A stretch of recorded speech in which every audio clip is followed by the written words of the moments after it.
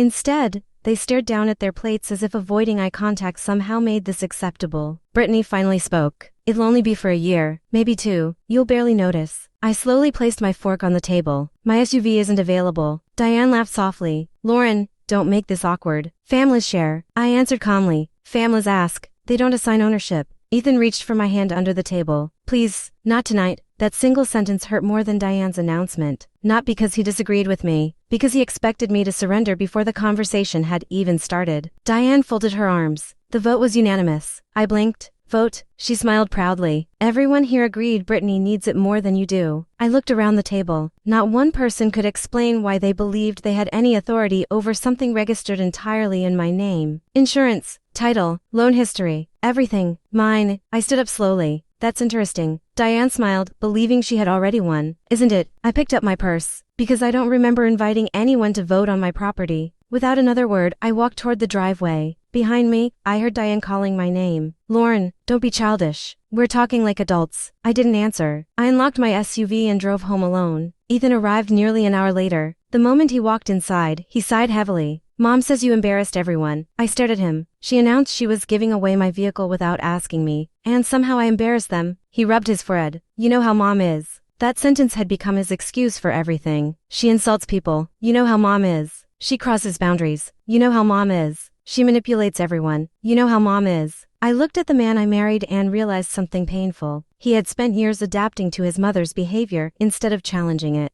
He expected everyone else to adapt to. Then he said something that changed everything. Maybe, just let Brittany use it for a while. She's struggling. I laughed, not because it was funny, because I genuinely couldn't believe what I had just heard. The SUV wasn't simply transportation. It belonged to my employer under a professional vehicle agreement.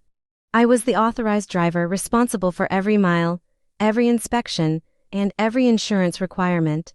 Allowing anyone else to drive it could cost me my job. I had explained that to Ethan before, more than once, which meant he hadn't forgotten. He simply didn't think it mattered anymore. That night, lying awake beside him, I realized the argument had never been about an SUV. It was about something much bigger. His family believed they could vote away anything that belonged to me. The question keeping me awake wasn't whether Diane would ask again. It was how far they were willing to go when I said no. The next morning, Diane called before 9. I let it ring. Then she texted, "We need to settle this today." I replied with 4 words. There is nothing to settle. Less than a minute later, Brittany called. She sounded excited, not nervous. Mom said you'll drop the SUV off this afternoon. I almost laughed. You packed your bags before asking if the house was yours too. Silence. Then she whispered, You're really saying no? Absolutely. She hung up. I thought that would be the end of it. I was wrong. Around noon, my phone buzzed again. This time it was Ethan. Mom's coming over. Please don't make this worse. 20 minutes later, Diane and Brittany walked into my driveway without an invitation. Diane smiled as if yesterday had never happened. We came to help Brittany move her things into the SUV. I stared at her. Into my SUV. She nodded confidently. We're family. We'll work this out. Then Brittany reached for the driver's door handle. Before her hand touched it, I spoke. Don't. She froze. Diane frowned. Lauren, enough with the drama. I calmly pulled a folder from my work bag. Inside were the vehicle agreement, insurance documents, and company policy. I handed the top page to Diane. Read the highlighted paragraph. She glanced at it for only a few seconds. I don't care what that says. I do, because this isn't my personal vehicle. Both women looked confused. I continued. This SUV belongs to my employer. I'm the authorized employee assigned to drive it.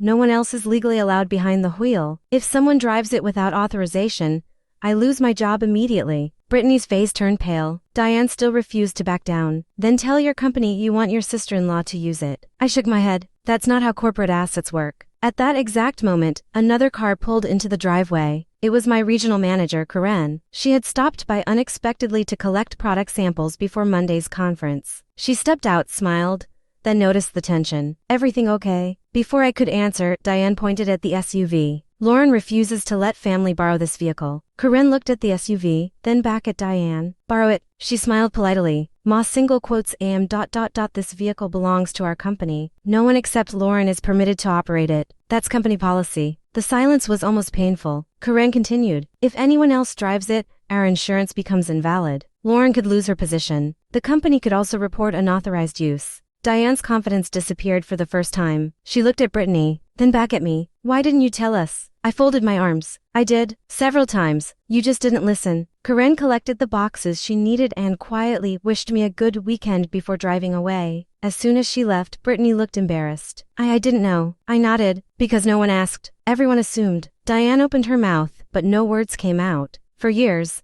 she had believed the loudest voice in the family automatically became the final decision. This time, facts mattered more than opinions. Ethan arrived home an hour later. His mother immediately started explaining what had happened. He listened without interrupting. Finally, he looked at me. You were telling the truth. I stared at him. Did you think I wasn't? He lowered his eyes. I guess. I never thought Mom would be wrong. That sentence told me everything. Not once had he questioned whether giving away my vehicle was appropriate. He had only questioned whether I should resist. Something inside me became incredibly calm. I walked into the house and returned with an envelope. Inside were apartment brochures I'd quietly picked up weeks earlier after yet another argument about boundaries. I placed them on the kitchen counter. Ethan looked confused. What's this? A decision. I'm done competing with your mother's opinions inside my own marriage. His face changed instantly. Lauren, don't. For 6 years, I've been expected to sacrifice my peace so everyone else stays comfortable. That ends today. Diane stepped forward. You're leaving over a car. I looked directly at her. No, I'm leaving because you honestly believed the family could vote away something that was never yours. And because my husband almost agreed with you. No one spoke. There was nothing left to argue. Within 2 weeks, I signed the lease on a townhouse closer to work. The separation was quiet. No screaming, no revenge, just paperwork and honesty. Months later, the divorce became final. A few days after everything was settled,